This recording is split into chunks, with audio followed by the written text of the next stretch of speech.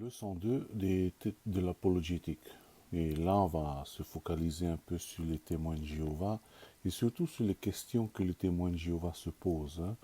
Bon, déjà, il faut se rappeler que quand tu discutes avec un témoin de Jéhovah, tu viens pas dans la guerre avec lui. Tu essaies en fait de lui montrer le chemin. Tu lui dis pas ce qu'il faut faire, mais tu lui montres le chemin qui mène à, à la Bible, hein, à la vérité.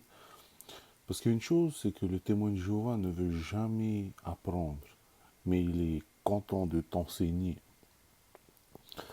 Et donc, quand tu veux l'emmener à la vérité, au lieu de lui dire ce qu'il faut faire, montre-lui plutôt un verset et demande-lui, hey, je ne comprends pas ce verset, peut-être que tu peux me traduire, peut-être que tu peux m'expliquer, hein, voilà. Bon, il y a un verset quand même, hein, les témoins de Jéhovah ne croient pas que Jésus est Dieu, ils croient que le Père est Jéhovah seulement et ils doivent donner respect à Jésus, mais ils ne doivent pas l'adorer. Et donc, il y a un verset qui est beau aussi, c'est dans Matthieu 28, 18, et quand Jésus qui dit, toute autorité m'a été donnée au ciel et sur terre. Toute autorité. Ça dit que c'est le Seigneur, hein? Voilà. Euh, et il faut, comme j'ai dit, c'est un truc, il faut pas, comment dire, débattre. Parce que, pas vraiment, il faut pas débattre, quand je ne sais pas comment dire, mais il faut pas qu'il y ait une dispute. Il faut plutôt qu'il y ait une bonne conversation. Tu sais que tu connais la Bible et que leur Bible a été corrompue. Et donc, il faut leur montrer, avec l'aide du Saint-Esprit, le chemin pour revenir à la vérité, hein. Mais aujourd'hui, on va se focaliser sur des questions que eux, ils se posent et qui les font douter en fait de la divinité de Jésus, hein. Voilà. Bon, un des problèmes qu'eux se posent, c'est que dans Jean 14, 28, quand Jésus il a dit, le Père est plus grand que moi. Donc leur question en fait, c'est que euh, si Jésus est pareil que le Père, et, hein, qui est la Trinité, et pourquoi Jésus a dit alors que le Père est plus grand que moi, hein, dans Jean 14, 28. Moi, je vais prendre un exemple ici. Par exemple, euh, c'est par hiérarchie, hein. Par exemple, ici aux États-Unis, le président des États-Unis, Donald Trump, est plus grand que moi. Moi, je suis en dessous. Mais ça ne veut pas dire que je ne suis plus humain. Non, il est aussi humain que moi. Mais lui, il est à la tête de l'État et pas moi. Et moi, je dois le respecter. Voilà, hein. Et c'est la même conception pour Jésus quand il dit que le Père est plus grand que moi. Euh, le Père, c'est lui qui donne les ordres, c'est l'âme de Dieu. Mais ça ne veut pas dire que Jésus n'est pas divin.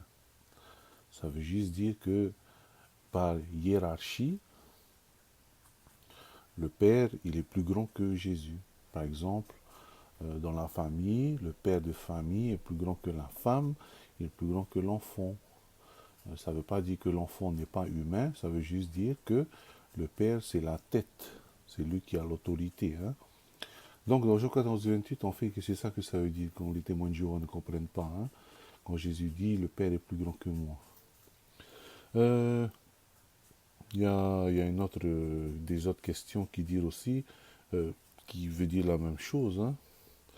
Dans 1 Corinthiens 11, 13, quand il est dit que, mais ne savez pas que la tête hein, de chaque homme est Christ, et de la tête de chaque femme est l'homme, et la tête de Christ est Dieu. Donc, si Christ a une tête, hein, il ne peut pas être Dieu. C'est la même chose, hein. Euh, la tête de la femme, c'est l'homme, mais ça ne veut pas dire que la femme n'est pas humaine. Non, ils sont dans la même nature humaine, pareil que Jésus. Il est de la nature divine. comme le Père. Hein. Les anges ne sont pas divins. L'homme, il n'est pas divin. Le chien n'est pas divin. Il n'y a que Jésus, le Père et le Saint-Esprit qui sont divins. Donc même si le Père, il est en haut, ça ne veut pas dire que Jésus n'est pas divin. Non, Jésus est divin, le Saint-Esprit est divin, mais c'est le Père qui est en haut. Voilà, hein. Donc dans 1 Corinthiens 11:13, on a un peu la signification.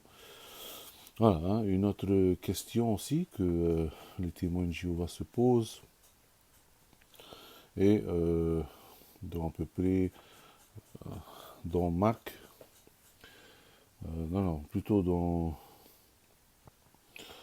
Luc 18-19, hein, quand c'est un homme riche qui est venu et il a dit bon maître. Et Jésus, qu'est-ce qu'il a dit? Pourquoi tu m'appelles bon maître? Seul Dieu est bon. Hein? Pourquoi m'appelles Dieu? Seul Dieu est bon. Il faut bien voir là, Jésus n'a pas dit qu'il n'était pas bon, il a juste posé la question. Pourquoi tu m'appelles bon? Seul Dieu est bon. En fait, il voulait affirmer que l'homme riche, hein, avait juste. Hein, il voulait que l'homme riche répète, ils disent, tu m'appelles bon parce que tu sais que je suis Dieu. Hein. Et on peut voir aussi, hein, dedans déjà, hein, comme Jésus dit, s'il est vrai, juste Dieu est bon. C'est pour ça que Jésus s'appelle le bon berger. Hein. Il est le bon berger. Donc voilà. Donc si tu arrives à ces questions-là, voilà une raison. Hein. Jésus ne rejette pas la question. Il répète la question pour que l'homme riche puisse affirmer qu'il est Dieu. Ah, une autre question, c'est par exemple dans Apocalypse 3:14 ou Colossiens 1:15, il dit que Jésus est le premier-né de la création. Le mot premier-né ne veut pas vraiment dire le premier qui est né. Voilà. Hein. Parce que déjà, si on dit le premier-né, le premier qui est né, ça veut dire qu'il y a un deuxième ou un troisième ou un quatrième. Hein? Non. Premier-né, c'est une expression qui en fait veut dire origine. Par exemple, on peut voir dans Exode 4:22 où Dieu dit Israël, mon premier-né. Voilà. Là, ça veut dire aussi origine. Parce que Israël, c'est l'origine de l'évangile. Et Jésus, le premier-né de la création, ça veut dire qu'il est le premier-né, l'origine de la création. C'était juste peut-être une mauvaise traduction en français et en anglais peut-être. Mais voilà, parce que le mot grec vraiment est prototokos, qui veut dire aussi origine. Voilà. Premier-né ne veut pas dire premier qui est né. Parce que si c'est le premier qui est né, par exemple, moi je suis le deuxième né, j'ai un grand frère premier-né. Mais si tu es seul, tu ne dis pas le premier-né, tu dis seulement le fils unique, comme dans Jean 3:16. Mais si tu as beaucoup de personnes, tu dis premier-né. Mais Jésus, il est le seul. Donc on ne peut pas dire premier-né. Voilà, hein. Premier-né, c'est une expression qui veut dire origine. Une autre objection, une autre question que les témoins de Jéhovah se posent, c'est quand Jésus est dans le jardin et il prie. Ou sinon quand il crie à la croix, quand il dit que mon Dieu, pourquoi m'as-tu abandonné?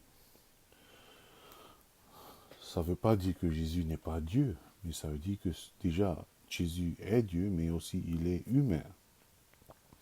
Et quand il dit mon Dieu, pourquoi m'as-tu abandonné? Il faut voir déjà quand il prie au début. Père, pardonne-leur. Hein, il s'adresse au Père. Et donc, il faut voir déjà durant toute sa crucifixion à qui il parle. Il parle au Père, il parle à Dieu. Voilà. Hein. Par exemple, mon père, j'ai un papa, moi je suis le fils. Ça veut, mon père il est humain, ça ne veut pas dire que je suis plus humain, ça dit que je suis humain aussi. Jésus qui prie au Père, il appelle aussi Dieu, et parce qu'il y a le Saint-Esprit et le Père. Ça ne veut pas dire que Jésus n'est pas divin, mais ça veut juste dire qu'il s'adresse à son Père. Voici alors quelques questions que se posent. Bon, vite fait, je vais te dire, je vais donner quelques versets qui prouvent que Jésus est Dieu. On peut voir déjà dans Jean 1, 1 et au verset 14, c'est que au commencement était la parole était avec Dieu. Et en fait, qu'est-ce que ça veut dire? Prostontéon veut dire la parole était face à face avec Dieu. Ça veut dire Jésus était face à face avec le Père, comme c'est lui l'image, c'est comme si Dieu se voit dans un miroir. Est-ce que c'est... Voilà. Voilà, et donc, ça c'est une preuve que Jésus, il est déjà avec Dieu avant le commencement. Dans Jean 10, 30, il y a Jésus qui dit que le Père et moi, nous sommes un. Dans Jean 20, 28, il y a Thomas qui dit mon Seigneur et mon Dieu. Euh, les témoins de Jéhovah, c'est ridicule, mais ils ont dit oh mon Dieu, mon Seigneur. Non, non, non, non. Déjà, à ce temps-là, tu ne dis pas le nom de Dieu en vain. Mais la vraie prononciation, en grec, c'est hotheosmo, hokuriosmo. Non, hokuriosmo, hotheosmo. Qu'est-ce que ça veut dire en fait si tu traduis exactement? Ça veut dire le, le Seigneur à moi et le Dieu à moi. C'est pas comme les témoins disent mon Dieu, oh mon Dieu, le Seigneur. Non, non, non, non, non. C'est Thomas, qu'est-ce qu'il a dit? Le Seigneur à moi, le Dieu à moi. Même là, Thomas, il a reconnu que Jésus était Dieu parce qu'il est ressuscité. Et comme pendant des milliers d'années, l'Ancien Testament a dit que le Messie et Dieu va ressusciter. Bon, il y a donc Colossiens 1, 19. Il y a Colossiens 2, 19, quand on dit que toute la divinité c'était dans Christ. Il y a 2 Pierre 1, 1, où il dit que notre Dieu est sauveur Jésus-Christ. Il y a Hébreu 1, 8, où il dit que ton trône, ô Dieu, est pour toujours. Et voilà. Et là, quand il est en train de parler de Jésus, il dit, quand il parle de Jésus, il dit, oh, ton trône, ô Dieu. Voilà. Sinon, il y a Philippiens, chapitre 3, verset 20 à 21. Aussi, tu peux regarder ça, vous pouvez regarder où on voit il connaît tout. Il y a Colossiens 2, chapitre 2, verset 2 à 3, où il dit que en lui, il a toute la sagesse et la connaissance. Donc, il est présent, il est omnipotent, omniprésent. Qu'est-ce que je peux dire encore Voilà un peu, voilà un peu.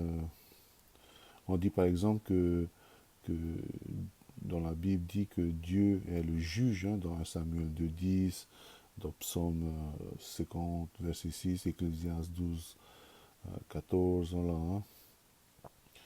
Voilà, et donc on peut voir que Jésus est Dieu. Voilà un peu, il y en a plein, plein, plein, plein de choses. Il y a d'autres qui dévouent leur vie pour, pour montrer que Jésus est Dieu. Voilà. On n'a pas toute notre vie, nous deux. Allez. Ah, non, non.